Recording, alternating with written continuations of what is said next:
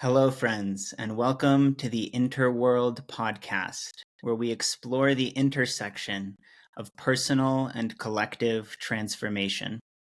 My name is Yasha S. Wagner, and I'm a PhD researcher in the field of psychology, well-being, and spirituality, as well as the founder of the Interworld Institute for Inner World Peace.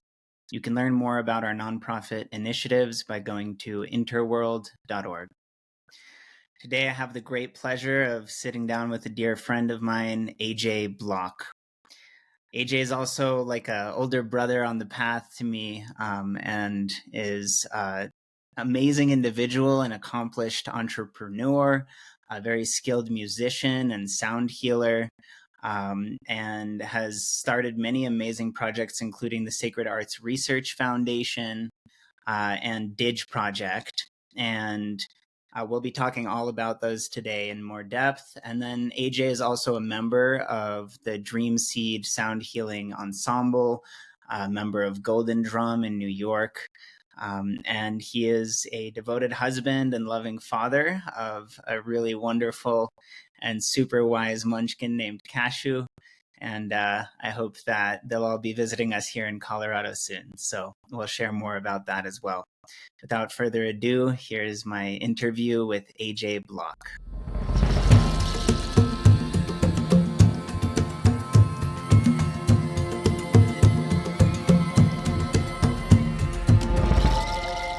Hi, AJ. Welcome to the podcast. Thank you for having me. Yeah, thanks for being here. So, we usually invite guests to share a little bit more about themselves. I know that each of those topics I mentioned we're going to dive into with greater depth, and also some that I didn't mention, like heart and mind and various other topics.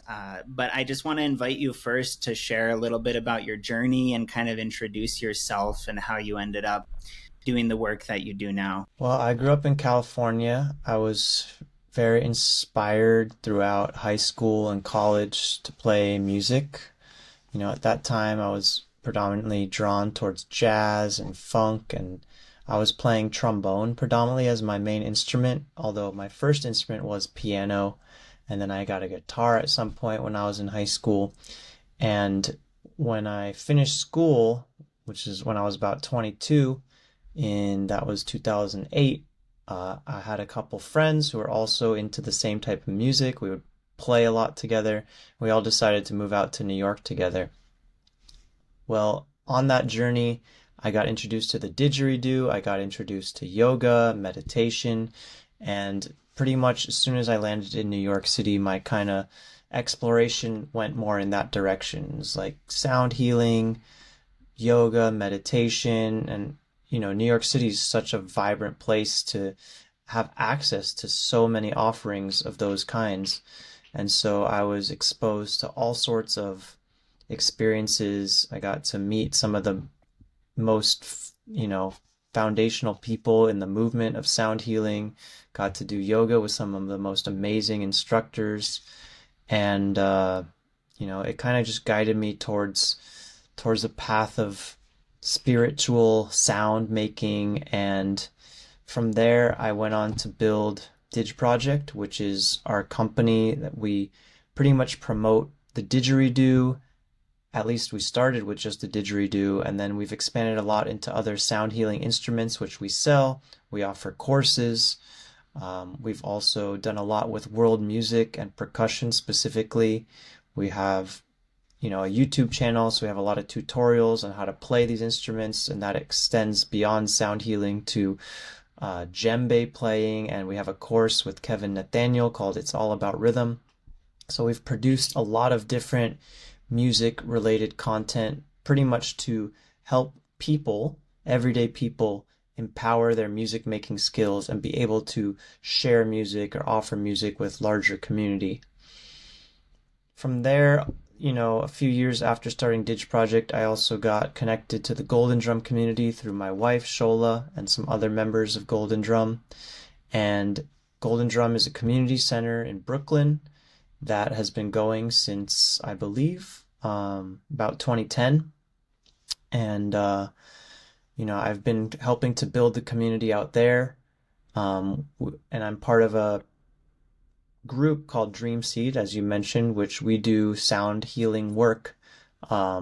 We provide sound baths for the general public as well as for need-based communities. So we go to addiction recovery centers. We went to a prison last year, and we also teach a 9-month sound healer training program, of which we're just finishing the second year, and we're about to graduate the second class. And I'm one of the 3 principal instructors, along with Brooke Gillespie and Jerry Walsh, where we're basically giving people the skills and tools needed to go out and facilitate sound healing work with people, sound baths, sound meditation, or bring conscious sound into whatever environment that it's complementary towards.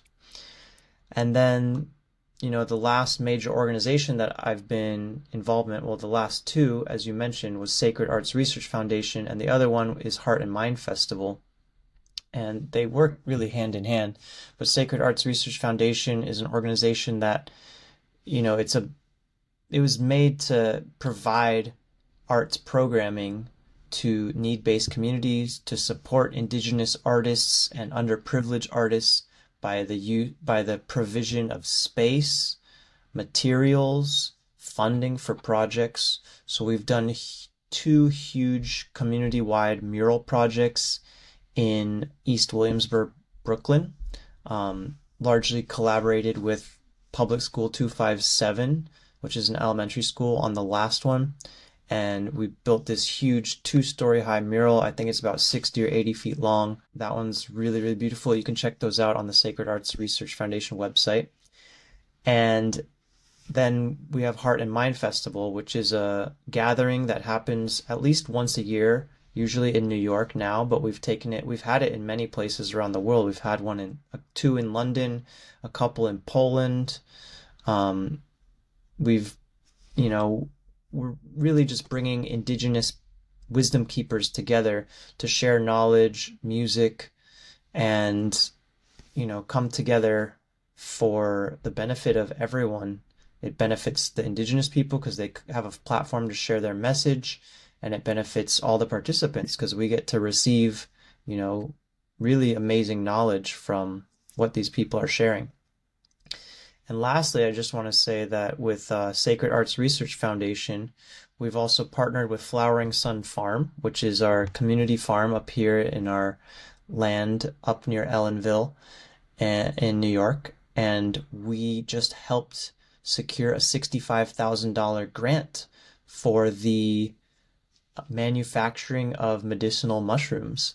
So it's a really, really huge step for our nonprofit organization and Flowering Sun Farm to move forward. So I've been really excited to be the key representative of Sacred Arts Research Foundation, which is the sponsoring nonprofit on that grant.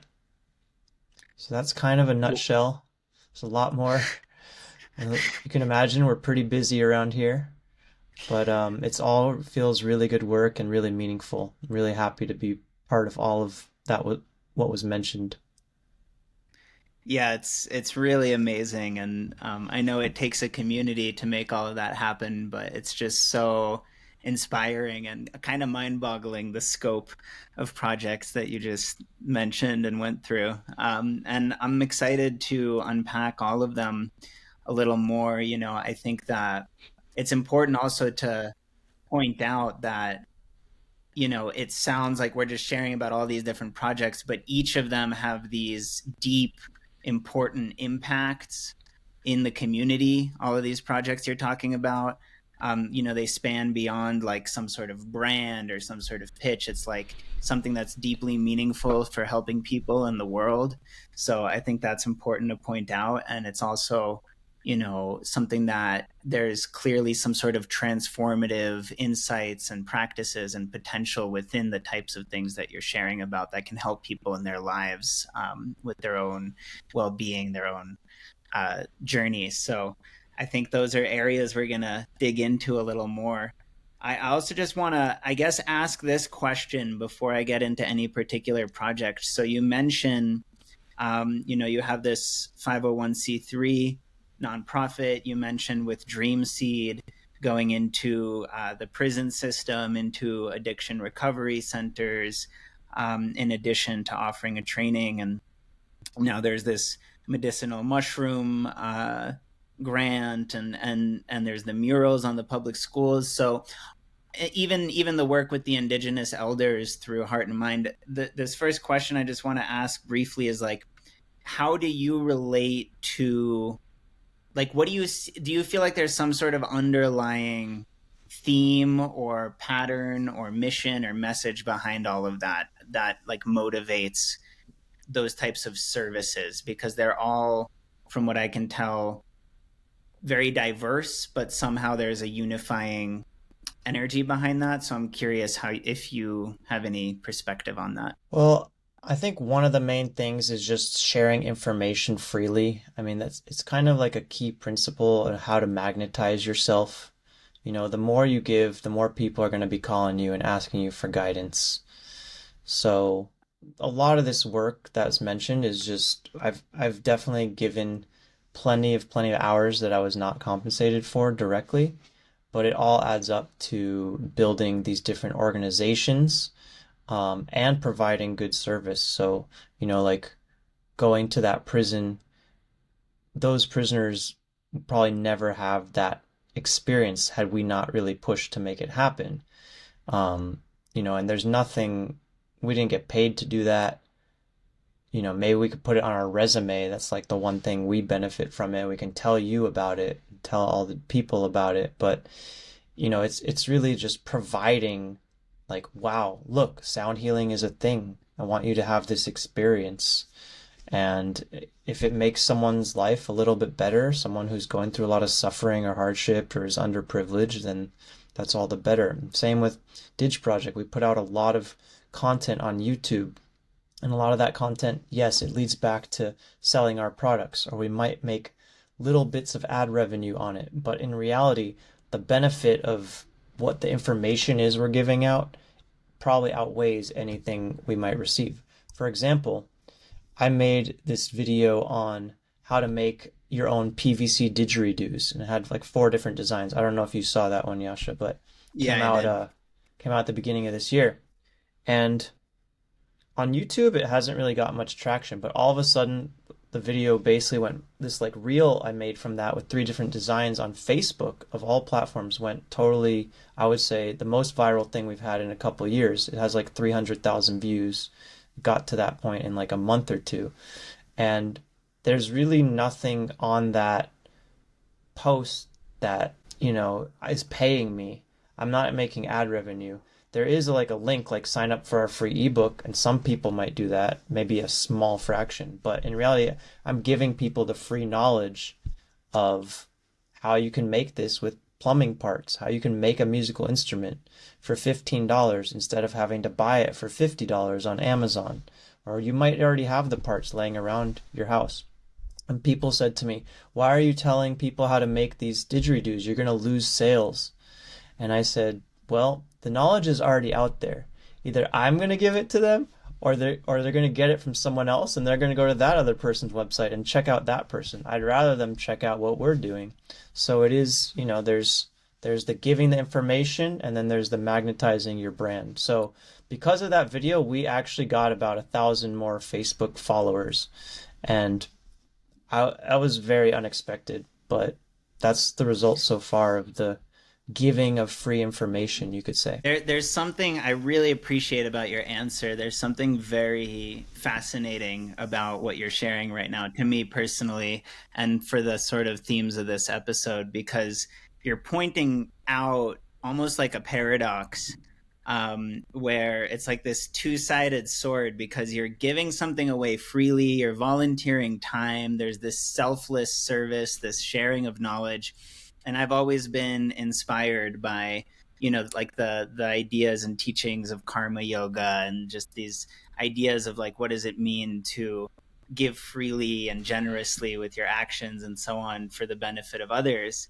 And that sounds like sort of, maybe in the mainstream society, something that would be considered kind of woo-woo or impractical, or more spiritual sided things.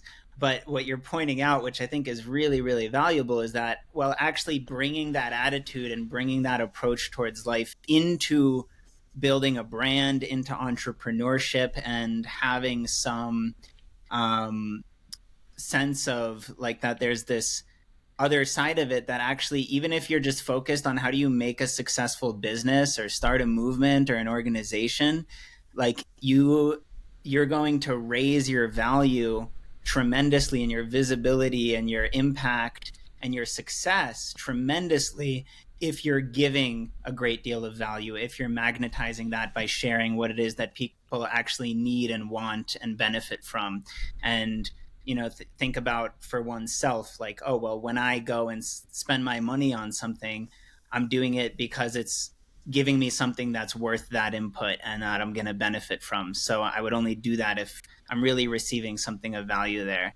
And like you and I, neither of us right now are getting paid to be on this podcast right now. We're just here to share some insights and talk with each other and share that with the public. So it's a real time example where both of us are here to be of service and volunteer time and talk about these topics openly, and hopefully that's beneficial or educational to some people, and it's not to get paid, but it actually magnetizes things and helps build them and grow them.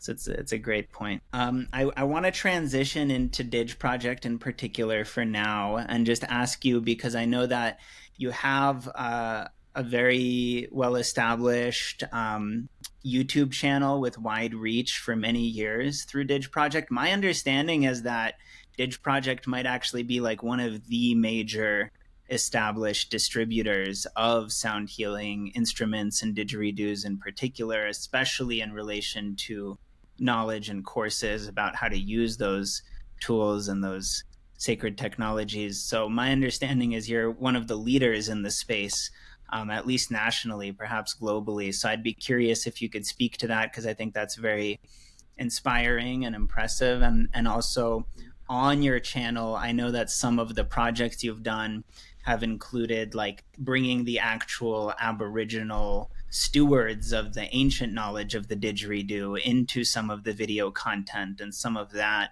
is what's gotten the most traction. I also know that you did a whole scientific study, and maybe we can touch on that next, because I think that's very important as well. But I'm curious if you could speak to like the distribution of the video content through Didge Project, the presence and role of Didge Project in the kind of didgeridoo scene, and what sort of bridges you might be trying to build between the ancient and the modern science there.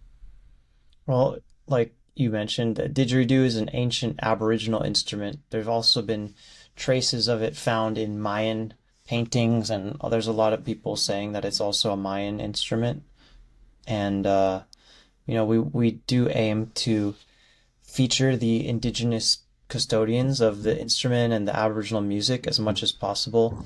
And without even really trying, the two most popular videos on our channel to this day are two videos of Lewis Burns, an Aboriginal artist, performing on didgeridoo.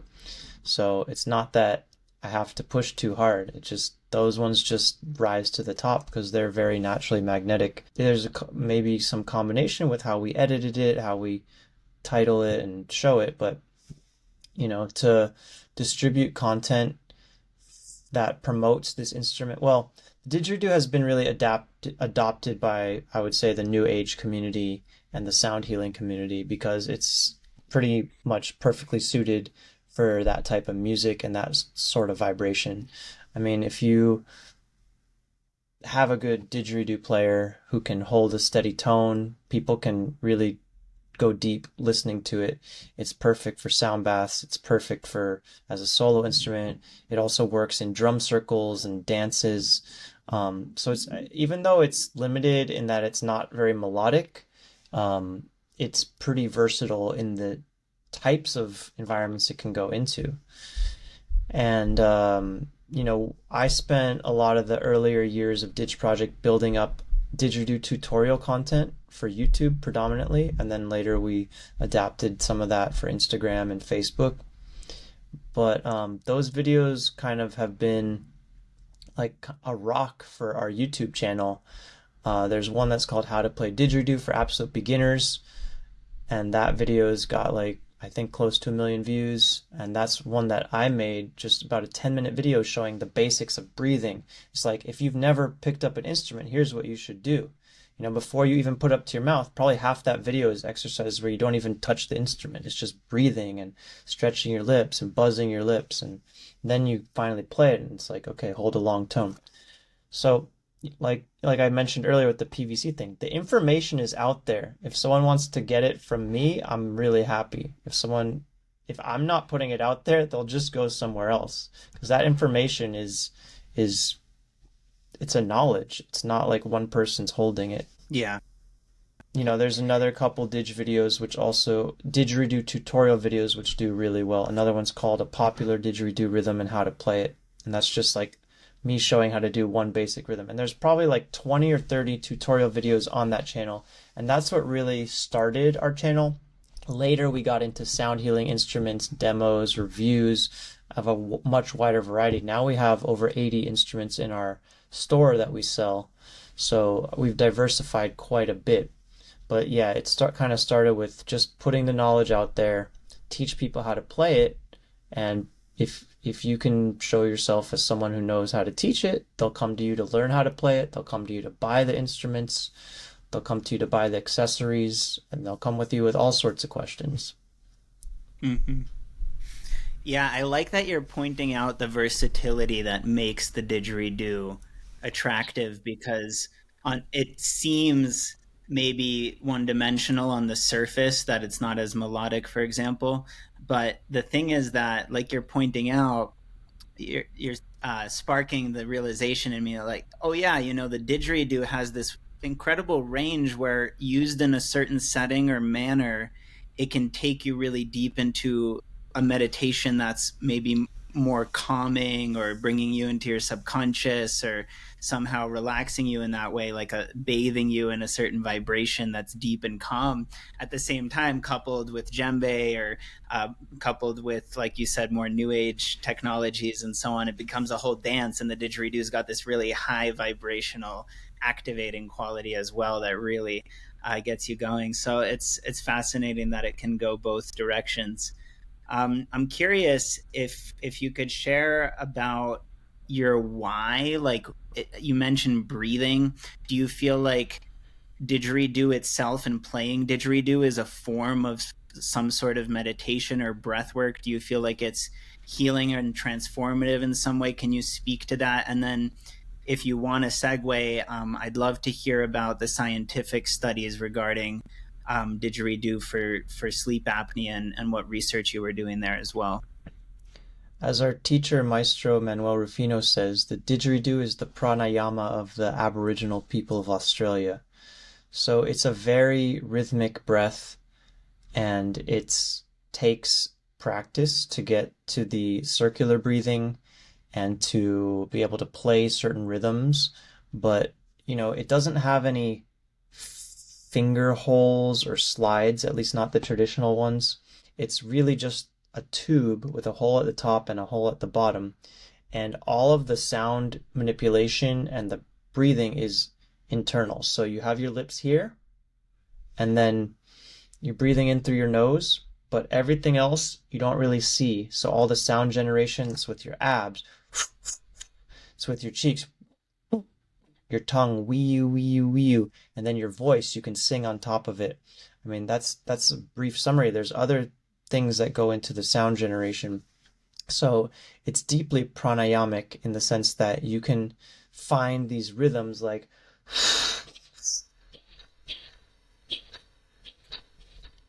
you find these breath patterns, and there's unlimited breath patterns that you can do on didgeridoo, and it gets you in a deep meditation. So there's something special about the people who play didgeridoo. I think it brings a lot of oxygen to the brain and probably makes new neural connections and helps with realization of things. Because a lot of the didgeridoo players I know who can play well are pretty sharp, bright people in general. Mm-hmm. Now, going on to the research and the sleep apnea side of it. So back in 2006, a study came out published in the British Medical Journal, was done by a team in Switzerland, of whom I know one of the main researchers, Alex Suarez, and they found that playing the didgeridoo could actually alleviate the symptoms, or in some cases, completely cure sleep apnea for certain patients. Now, there was a select type of patient that they gravitated towards, which are generally more healthier people that have mild to moderate sleep apnea specifically. But what's happening in sleep apnea is the airways are collapsing at night or being constricted, and that a lot of time comes from fatty tissue in the sidewalls of the throat, the trachea. And so the muscles can be toned by playing a wind instrument, and the didgeridoo is the optimal wind instrument for that, based on what they've found. Probably because you're not doing anything with your fingers or hands, so all your focus is internal. You're doing these rhythmic breaths, and you're doing tongue movements as well to manipulate the sound. That sound I made before, wee you, wee you. If you try to do that, maybe you try to do it, Yasha. Wee you, wee you. You observe your tongue moving, right? Now imagine you're Mm-hmm. doing that for 10 minutes straight. Your muscles actually get a workout. So the base of the tongue and the surrounding throat area is where a lot of constriction is happening. So whatever we could do to tone those muscles is helping keep the airway open at night. So I've had now probably worked with at least 100 people with sleep apnea, teaching them didgeridoo one-on-one or in group classes. If you count group classes, probably more like 300 or 400 people. And I've definitely seen the results. A lot of people say to me, like, wow, I am sleeping better. I had a follow-up test. The results are better. I've had a number of people write emails to me that they've seen better results. And then you have, of course, you always have a couple people who say, well, maybe this isn't the right thing for me. I'm dealing with this or that, or I can't sustain the practice, because you really do need to practice at least 5 days a week, half hour a day. If you're not going to do that for a 3 month period, it's very unlikely you'll see results. But those who have done that, I have seen good results with, and we continued to work with people with sleep apnea to this day. We even have a product which we put out some years ago called Didge for Sleep, which is a handbook and a video course. So you get a print handbook, you get either a physical DVD, or you can just stream the videos, which are hosted online, and teaches you start to finish how to do all the different didgeridoo techniques, how to play them, as well as specific techniques focused on strengthening the throat and tongue muscles for sleep apnea. And then we also bundle that with a starter didgeridoo. So if you don't have a didgeridoo, you can get that full bundle. And one of my main points when we published that is, like, I want to make this available to people for under $200. I don't want to be forcing people to pay an arm and a leg to get this. If people want to come to us for private lessons, that's a different conversation. But to just get the do-it-yourself kit at home, to make something affordable, $167 is what we sell it for. There was nothing like that at the time, and there's still no one else out there that really offers that at the time. So I've been really privileged to be the voice of didgeridoo for sleep apnea therapy in the US for some years now. Yeah, it's really inspiring. I know I keep using that word. I'm sure there's other adjectives to describe what you're doing, but I'm personally quite enthused, not just by the amazing specific services you're bringing to the world, but by the fact that you're able to innovate ways to be among the first, among the best or most impactful and successful groups doing that. So it's really cool. I know there's also some video content I've briefly seen on your platforms working with actual medical doctors and scientific researchers demonstrating what's happening in the air passageways and with the sleep apnea treatment and the medical components of that, which is really awesome. And I'm also very interested in breathwork myself as a facilitator. We're doing a course here for trauma recovery clinic, and I think that what you're pointing out about the oxygenation the cells and of the brain is likely very true. And that my understanding is that circular breathing also involves a lot of nasal breathing, sharp inhales through the nose and the nostrils, which I believe for thousands of years has been recognized as something, an approach to breathing that can stimulate the higher cognitive centers. And that, since we're getting technical, I know that on one hand, just the mindfulness of paying attention to your breathing can help free the mind from the sort of internal chatter and focus in on a particular point, which is the breath. And that's, of course, scientifically proven to have a whole incredible range of benefits through, all the research on mindfulness and so on. But I'm curious, since we're getting technical, if you could give a couple pointers, like some key descriptions for a beginner on how does the circular breathing aspect work, and what would someone who wants to learn that try? Cool. Well, circular breathing is not the beginning technique on didgeridoo. It's an intermediate level technique. To first play the didgeridoo, if you want to get to circular breathing, you need to master your breath. So just being able to take a long inhale and play a long exhale and hold a good tone on the didgeridoo. So we'd work first on stretching out the lips, learning how to buzz the lips like this, and then being able to hold a tone on one breath for at least 10-15 seconds, then learning how to manipulate the tongue sound so you get that wee-u type of sound. And we learn to squeeze the cheek muscles, pump the ab muscles, make some basic rhythms. Once you have all that, then you can start looking at circular breathing. Circular breathing is a way to make air continuously flow out your mouth while you're inhaling through your nose. And that's done rhythmically. It's not just like the didgeridoo has this and you're breathing a lot while that's happening.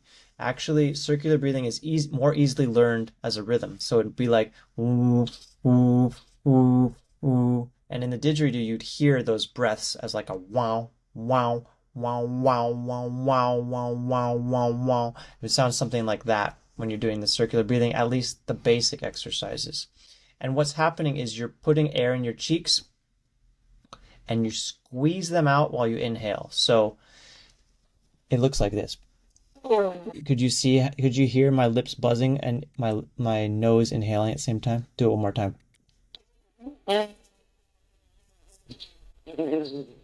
So that time I took 2 full inhales and exhales out my nose, just to show how you can separate what's happening in and out through your nose while you're squeezing air out your cheeks. So that, in a nutshell, is an explanation of how circular breathing happens. Now, you can understand it, but to actually apply it to a wind instrument is a whole different thing. You need to really sit with it and spend some time to make the full cycle happen. Yes. Awesome. Well, thank you for sharing that with us. I want to transition, I guess, outside of the didgeridoo a little bit to the broader topic of sound healing. So I know Dream Seed Sound Healing Ensemble that you're a key member within has been offering this training program now more than once, and I've heard that's going very well. It offers all kinds of services, and now Didge Project's also expanded to many different instruments. So I'm just curious if you could share, how do you see the intersection of your background in music and performance and composition? Because I know you're already coming to sound healing as an experienced and passionate musician, as far as I can see. You have this background journey with music. So I'm curious if you could speak to sound itself. I'll kind of give it away. Part of where I'm coming from is I once heard you say, quote somebody, I don't remember who it was, that your favorite definition you had heard up to that point was that music is organized sound, I think you said. And it was someone you might have been quoting. But that was years ago, and that stuck with me. So I'm curious if you could just share about your study and your insights and experience regarding both sound and music and their intersection, if that makes sense. Sure. Well, studying music is there's a lot of technical sides to it. And studying sound healing is very not relatively non-technical. To play a crystal singing bowl, The only technique you need to learn is how to make the mallet go around the rim. But on a spiritual, emotional, mental level, sound healing is very advanced because you need to understand the intention, the prayer, the emotion of the people who are receiving it, your own personal emotional state you need to manage very well. And so when you performing sound healing work, you can bring in anything technical that you've learned from your music training. Like I have years and years of training of teaching myself piano and studying with piano teachers. I have, I just got a pair of drumsticks because I want to improve my drumming. And I'm still a very curious musician in the sense of I want to improve myself technically. Now, my main performance outlet these days is in sound healing. So anything that I'm doing technically, I can bring into the sound healing world, and I can play melodic instruments like, different things like harmonium, flutes. I can use my voice melodically, bells, chimes, xylophones. I got a new keyboard which has a lot of different synth and ambient sounds specifically for sound baths. And it's great to bring all that harmonic knowledge, melodic knowledge, technique. But when you're starting a sound healer when you're starting to study or train to become a sound healer, you can start with no music technique knowledge, and the training that you're going to get is very different. You might need to learn some techniques like, okay, you have a crystal bowl, you have a gong, you have a shruti box. Maybe you want to get one melodic instrument like a flute or a tongue drum. And so you'll need to learn the techniques of all those individual instruments. But in sound healing, you're creating a sonic environment and you're holding space for an individual or a group of people. And that space needs to be held for a continuous amount of time, usually at least 45 minutes, an hour, hour and a half, 2 hours. So you're learning how to string different instruments together, to go through different waves, to go through different movements. And so they're very complementary, studying music in a traditional Western sense and studying sound healing. But at the same time, music is very technical, like I started out saying, and sound healing addresses a lot of higher level things that you're not going to learn in music school. You're not going to learn that studying music technique or even just studying one individual instrument. Mm-hmm. Yeah. Mm. Why do you think that sound healing has become such a big movement in the modern day? Like what is drawing so many people that it's just taking off like this, similar to how yoga took off and became pretty mainstream pretty quickly? I think a big part of it is because of how effective it is, because to attend a sound bath as a recipient, I literally can just show up, set my intention, lay down, and receive. And as a facilitator of the Sound Healer training program, I get to attend many sound baths, student-led sound baths, all the time. And even sometimes just a couple students running a sound bath, I can go very, very deep into my meditation, and I can come out feeling restored, energized, in a much better place emotionally. I've gotten rid of a lot of heavy baggage that I've been carrying, so to speak, and it's effective. I mean, it's hard to Yeah. explain to someone who hasn't been to one, but if you go to one, you could list all the benefits all you want, but to actually go there and experience it, um, I think would just change anyone's mind about it. So I recommend anyone who's listening to this, if you've never been to a sound bath, go to one. Find your local yoga studio, or they're happening everywhere now. And I don't know how much time we'll even have to speak on this later, so I might as well plug right now that I do believe AJ and Shola will be here in Colorado. If you happen to be local or know someone who is, within about a month and a half, I think July 4th weekend, maybe on July 5th, we might actually have an event in Boulder, and that might even involve experiencing some sound healing or a sound bath with Shola and AJ, and that would be an incredible opportunity to receive this more directly and experientially if you know anyone who wants to come, because we'll be collaborating and hosting AJ this time and again in the future for people who want to have that experience directly. We're looking forward to Um, it. yeah, yeah, me too. Thank you for coming. So, um, I guess last question on sound healing, and we can move on. I'm curious, what do you think the benefits that you just described are in these more sensitive spaces? And I have no idea because I'm not there, so I don't know if you have much to say on this. But what is your sense or like your perception of why go and do this in a prison? Like, what effect does it have there, or what effect do you imagine this having on something like addiction recovery? Do you feel like there's a positive response from the people receiving there? I'm just really curious what it's like.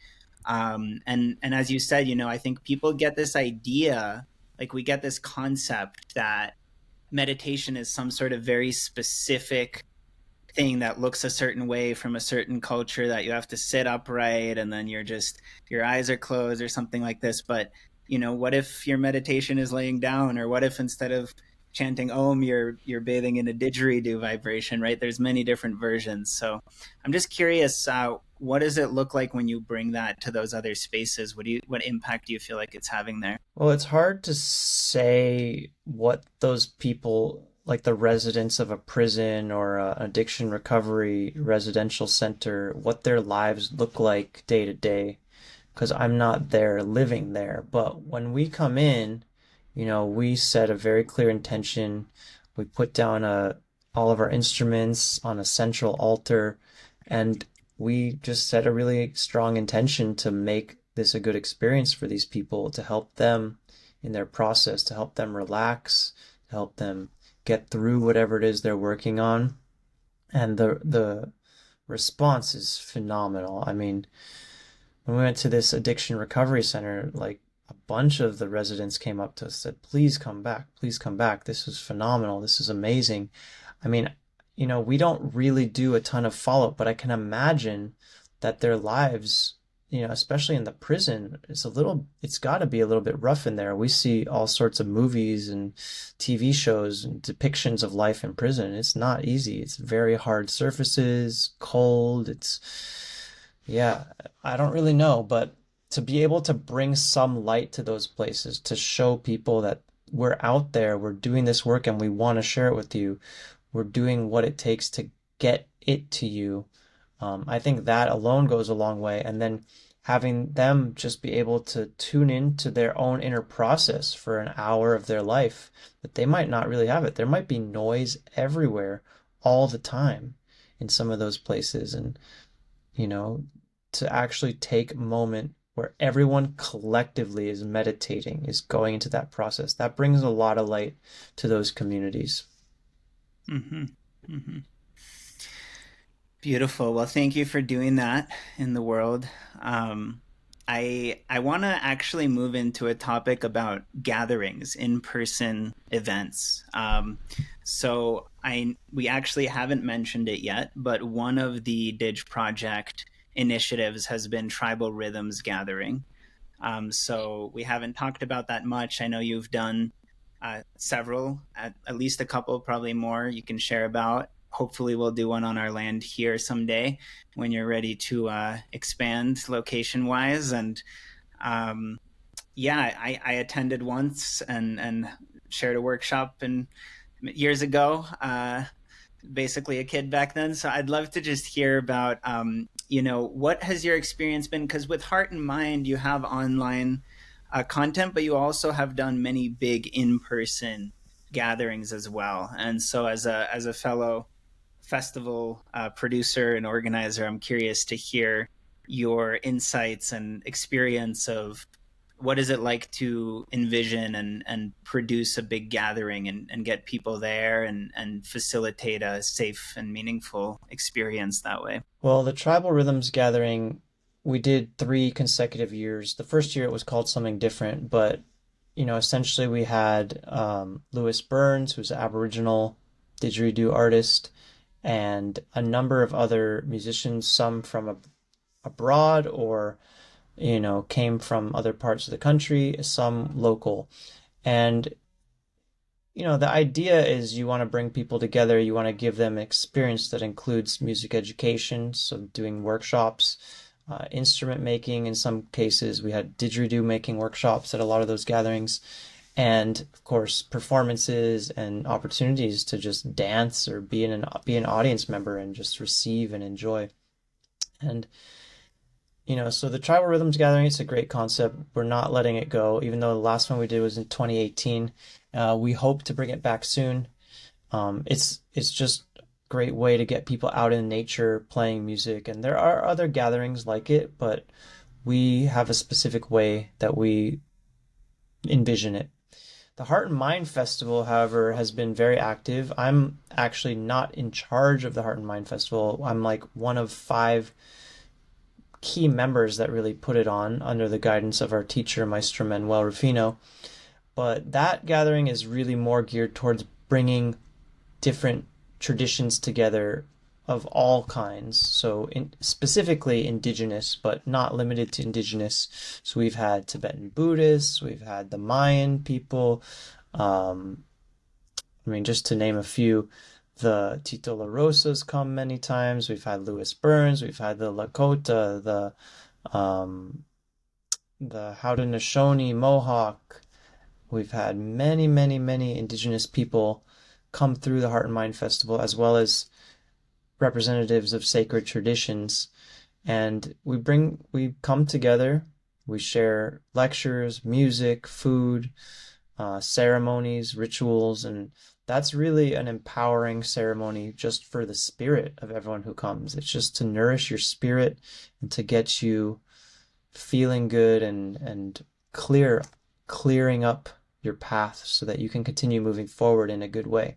And we have the indigenous people with all of their sacred ways of how to do that, bringing their knowledge to us. That's really what the Heart and Mind Festival has been about. Yeah, that's beautiful. I want to highlight, you mentioned the Lakota tradition as one example, and I just want to give a little shout out. I think it's amazing that Heart and Mind Festival has helped bring some of the work of Chief Arvel Looking Horse to its audience, because it's quite powerful for me to consider that Chief Arvel is the 19th generation holder of the white buffalo calf pipe that's described in texts like Black Elk Speaks and so on. To me, it's just so amazing that tradition is so alive and still present and in this direct, unbroken lineage that he carries. So I think it's really important for groups like Heart and Mind to bring elders like that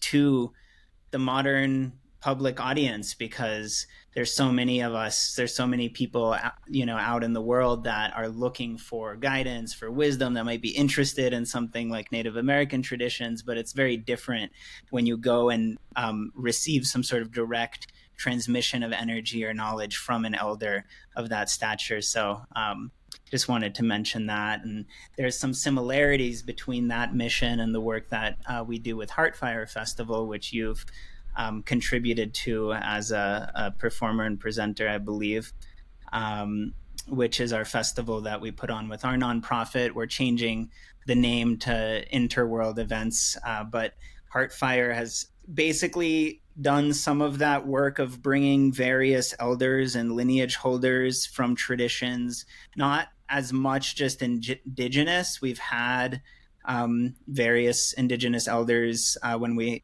for example, did a festival on our land here, Wirarika, Huichol, and Maya, and so on. But we also work with different traditions like the Kabbalistic teachers of Judaism or Sufism and or Buddhism and so on. So we try to bring together different world traditions like that and have qualified teachers present about them alongside the kind of festival scene that's out there of big name artists and musicians to bring people together for that. So that's been been fun. I wanted to ask you it, if you have any last thoughts on this topic of gatherings and bringing people together like that. Feel free. But I wanted to ask you about Sacred Arts Research Foundation and Golden Drum, and especially like not just in-person gatherings, but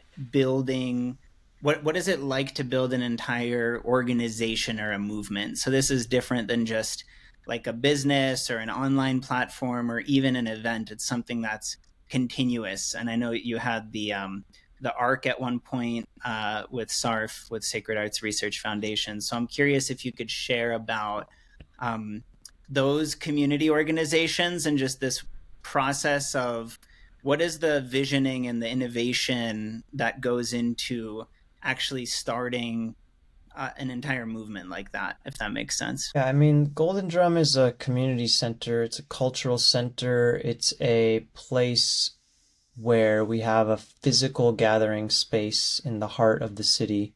I mean, it's in Greenpoint, Brooklyn, so it's not in Manhattan, but it's a highly accessible location to one of the largest populations in the world, definitely the largest population in the US, which is New York City.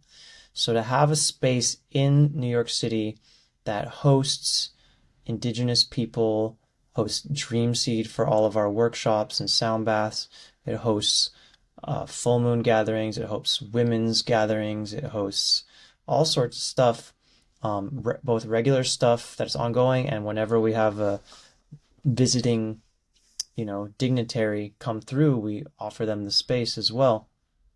And it's been a long journey of work to keep Golden Drum running. It's been through periods where there's a lot happening, like right now, there's a lot happening there. And it's been through periods where there's relatively little happening. There's been points where there's just not much on the calendar. And that's just part of the cycle, but we really aim to keep it active.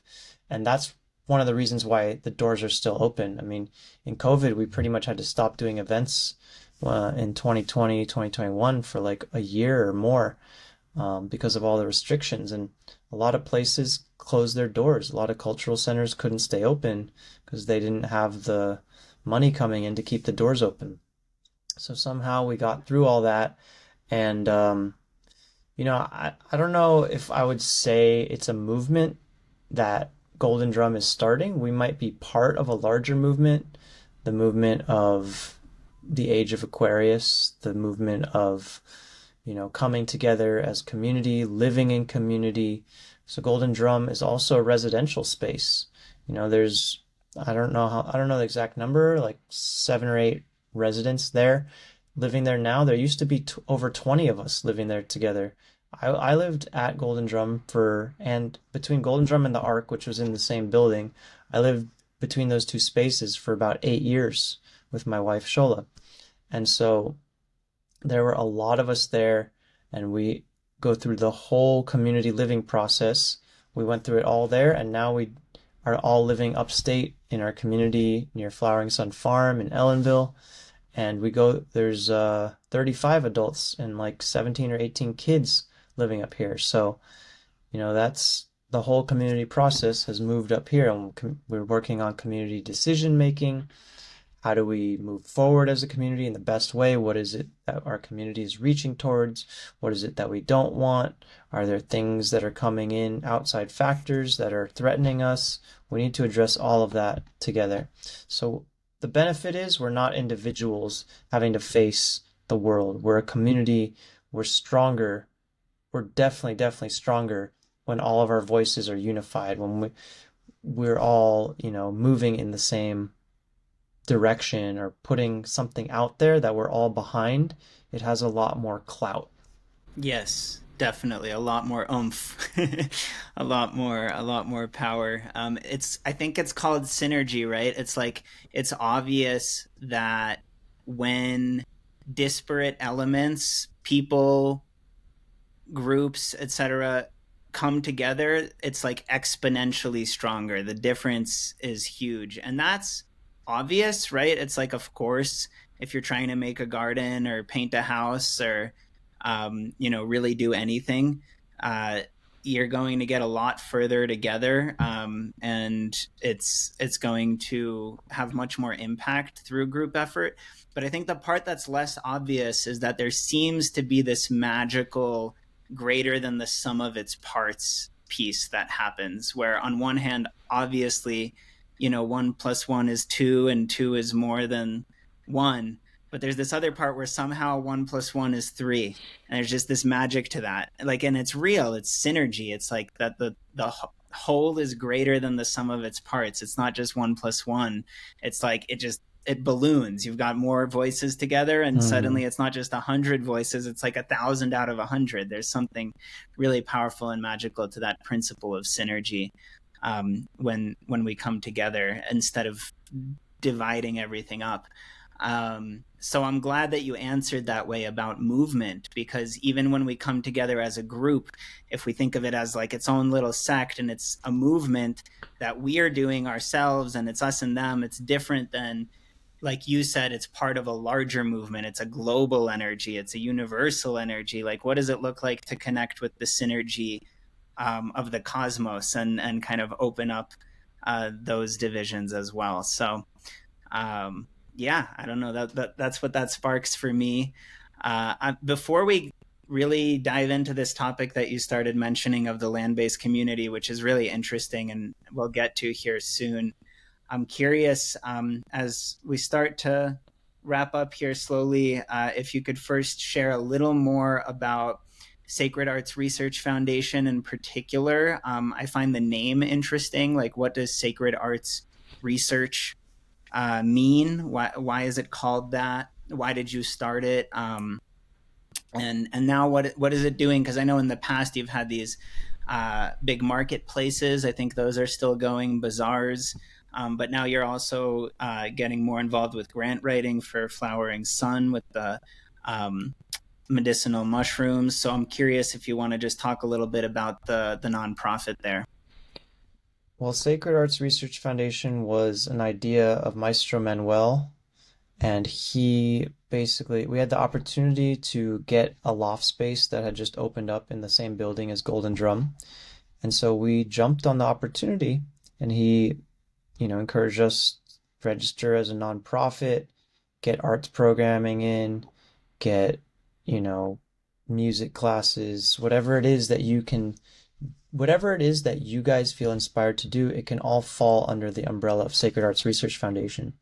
So when we had the ARC, we had a lot of events in that space. It was a really, really beautiful loft space. Unfortunately, it was one of those spaces that we just couldn't sustain during the COVID pandemic era.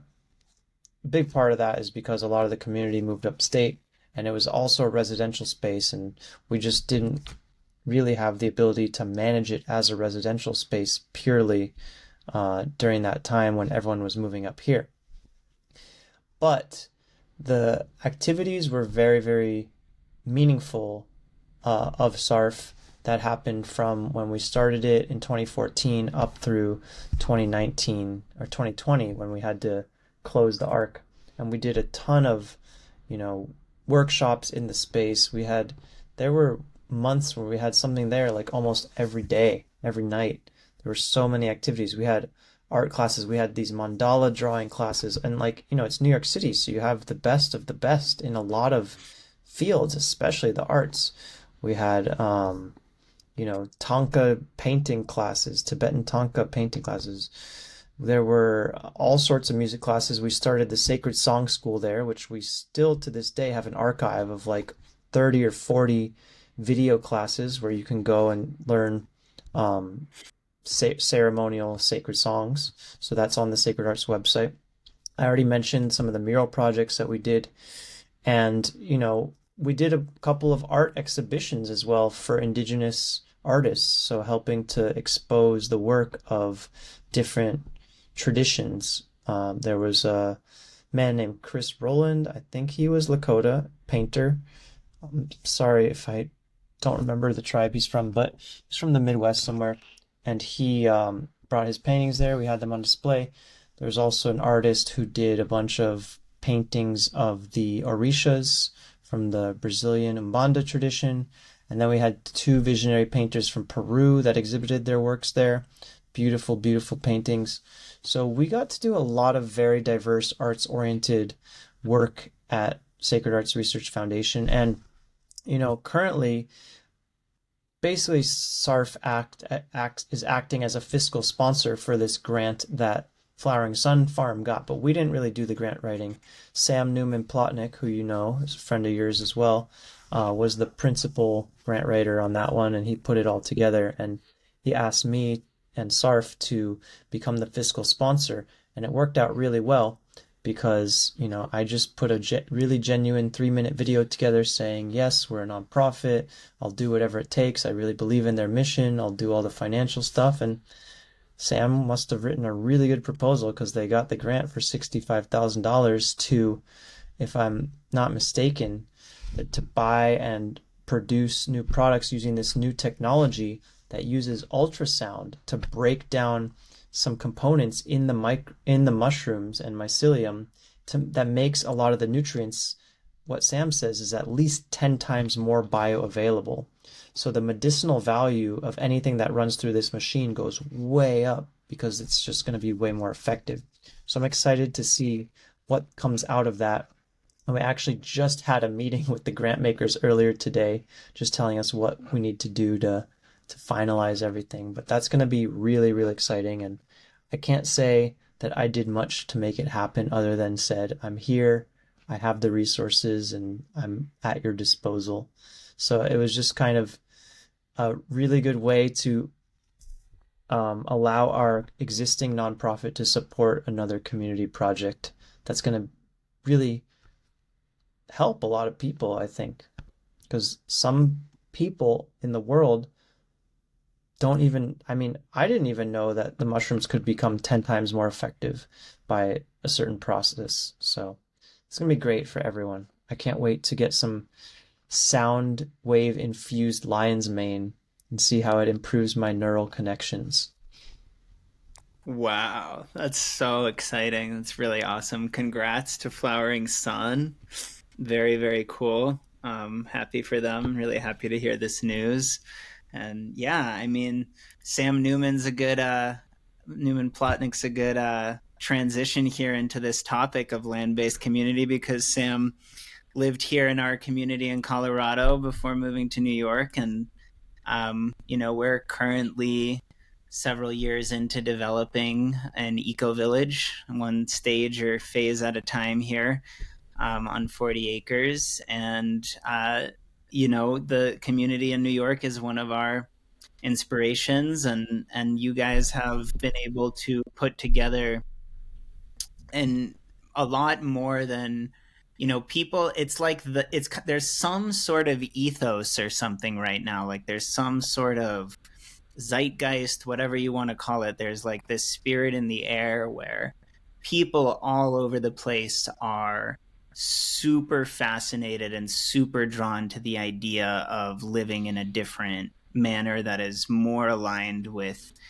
nature, with community, with ancestral ways of doing things. It's something that people, I think, are starting to see as almost like an inevitable survival requirement for the species, for society, to learn how to live that way. And people are also, at the very least, noticing how crucial it is for their own physical and mental health, to connect with others and to kind of get out of the tiny bubbles of these, little urban apartments and so on, and actually explore what it's like to be in community on the land. And you guys are actually doing it, and you're not just doing it, but you have an entire homestead, a whole neighborhood, a farm, and all these houses and people living together in families. And I'm just curious if you want to share your advice, your insights, what that's like, the challenges, the solutions. As one of our kind of closing topics here, I might have, a last follow-up, but this will be our final theme. Well, living in community has been a very significant part of my life for the last 12, 13 years. I think I moved into Golden Drum in 2012, September 2012, if I remember correctly. And so I'm coming up on probably 13-year anniversary of living in community. It comes with its challenges and it comes with its benefits. The benefits are almost always outweigh the challenges, that's for sure. You get to share infrastructure, so your cost of living goes down. You can share food, which we do here. We have a co-op that we purchase food collectively. I think pretty much we have full participation from all the residents, so at least 35 members. We get food deliveries on the same from the same suppliers that supply restaurants and supermarkets all over the region. So we get 50-pound bags of rice and grains, buckwheat, quinoa. We get tubs of, like couple-gallon tubs of peanut butter, and we get 5-gallon drums of olive oil. We get bushels and baskets of potatoes and carrots and our broccoli order is like this, we get this much broccoli every week, and apples, oranges, bananas, oils, grains, seeds, spices, kind of like anything that you want. I mean, we could even get other things that we don't get. So there's a lot of benefit that come into community, and we all probably save a lot of money on food by doing that. I mean, I probably shouldn't talk about the dollar amounts, but it's definitely cheaper than if I were to go buy all that stuff from the market once a month or whatever. I would be paying at least probably double than what I'm paying right now. So of course, the community managing that much food takes administration. Managing community meetings, community decision making takes a lot of administration. So there is a process. Inevitably, not everyone's going to agree on everything all the time, and that's kind of part of it. Luckily, our community was started not because we just wanted to live in community, but we all mostly follow the same spiritual lineage. And so because of that, there's a lot of alignment that happens. Most of us came together through Maestro Manuel Rufino, but there are other people who have come to the community because they've been connected to the lineage through other teachers or through other connections. So having a like-minded mindset is very important. Some people might come to this community and they might not really know much about our lineage. You can find out a lot about it through the Golden Drum website. There's a whole literature section, talks about our teachers, Dr. de la Ferrier, the elder brother, Jose Manuel Estrada, Maestro Domingo, who's still alive and teaching in his 90s in Venezuela, and of course our teacher Maestro Manuel Rufino, all of whom have published books and teachings, and there's a lot of videos out there, a lot of information about what our lineage is and where we're coming from. And so, living in community has been really great for me. Because I've been empowered in a lot of ways. I've been taught a lot of things that I wouldn't know otherwise. I've gained a lot of skills that I wouldn't know otherwise.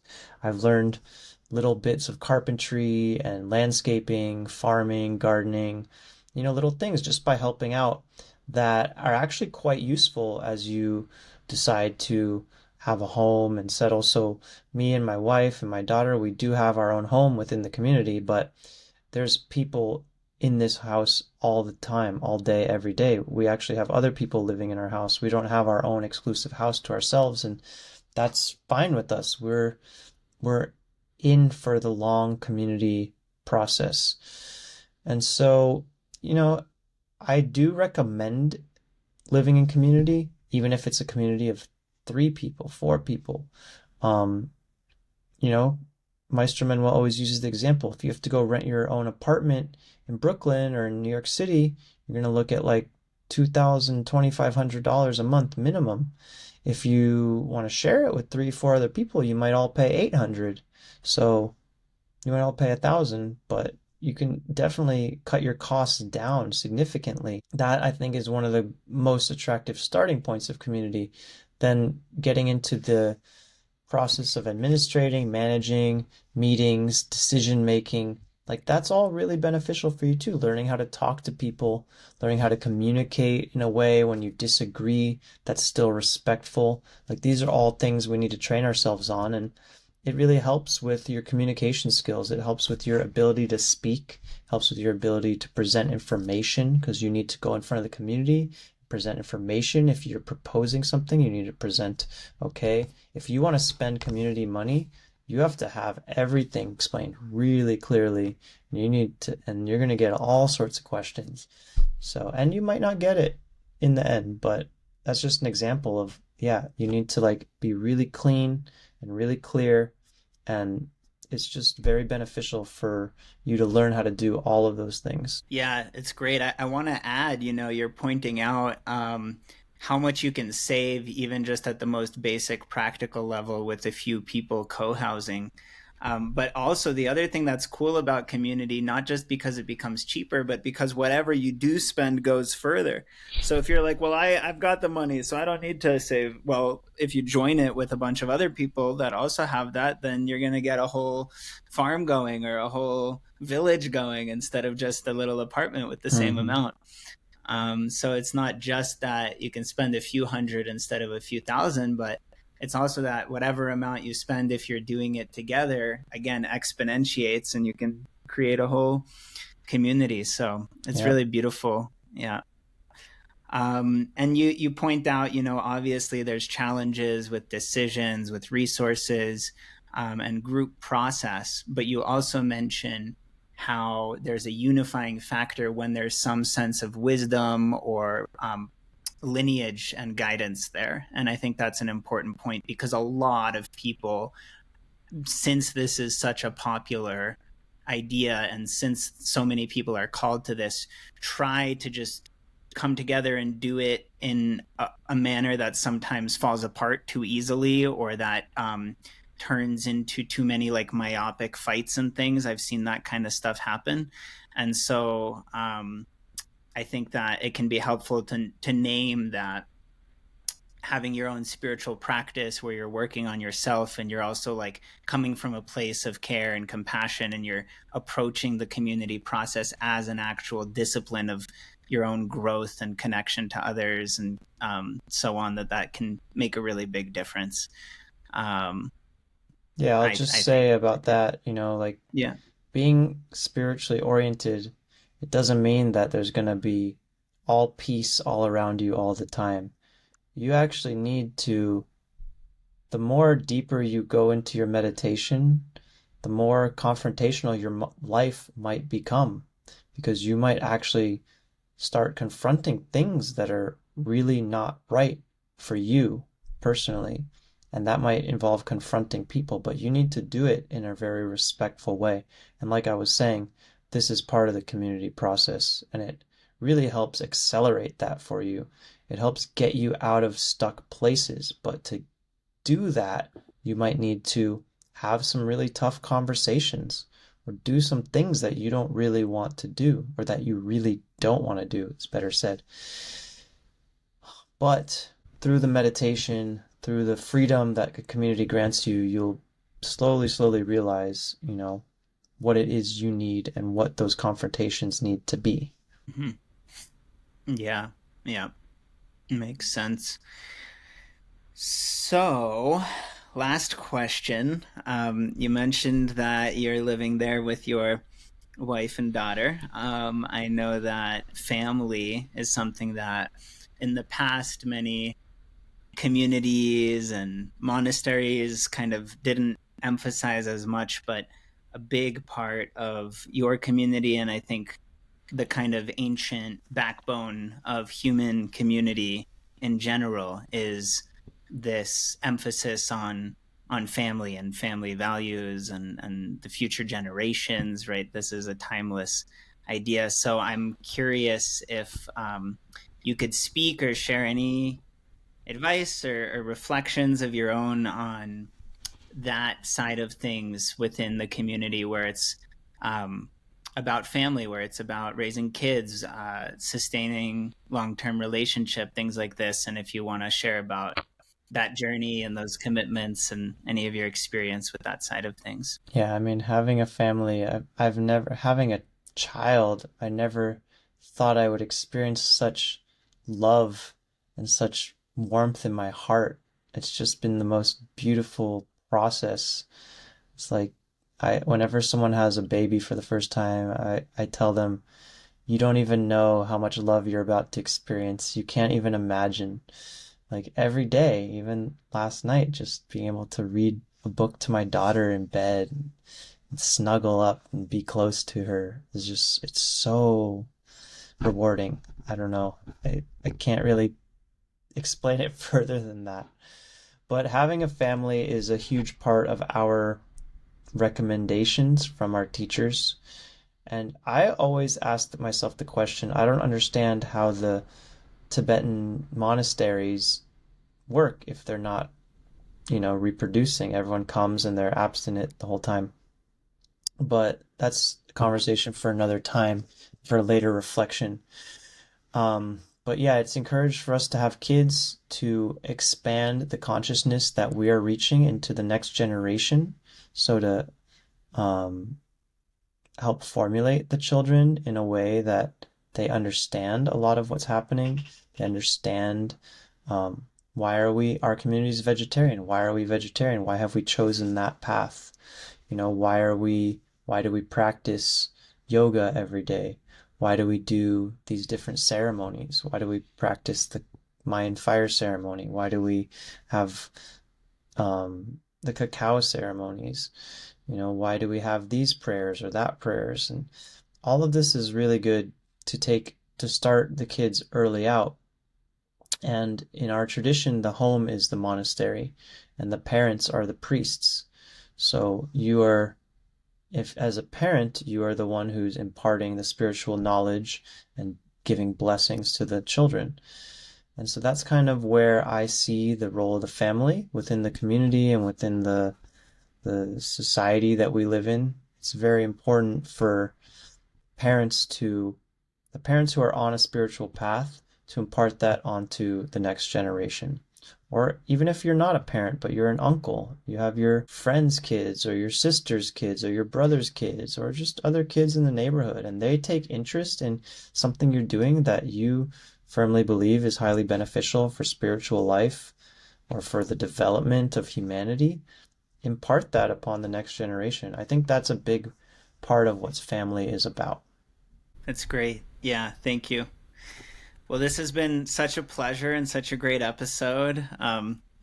You reminded me of kind of a humorous observation that some of us used to joke about that center where we did the first big Heartfire festival with Modest Yahoo and Desert Dwellers and Dreamseed and all of you, and you came to that weekend festival on the land there at the Abode of the Message, which is this huge, beautiful mountain that's right spanning the border of Massachusetts and New York. And anyways, there's a whole funny backstory to that mountain because it was a sacred mountain to the native peoples of that region, still is, of course. And then there was this Shaker community that lived there.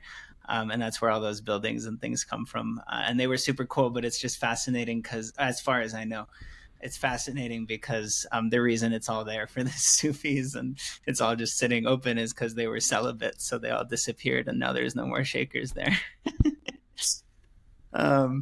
Anyways, thank you, AJ, for coming on the podcast. And really, really good to see you always. And I'm really excited for you to come to Colorado. And I hope that becomes a regular and growing tradition with more future offerings. And anybody who wants to tune in with us can find out what the plans and events will be in a month or so when you're here. So thank you again. Thank you so much. It's been an honor and a pleasure. I look forward to doing more with you guys. Peace. Bye.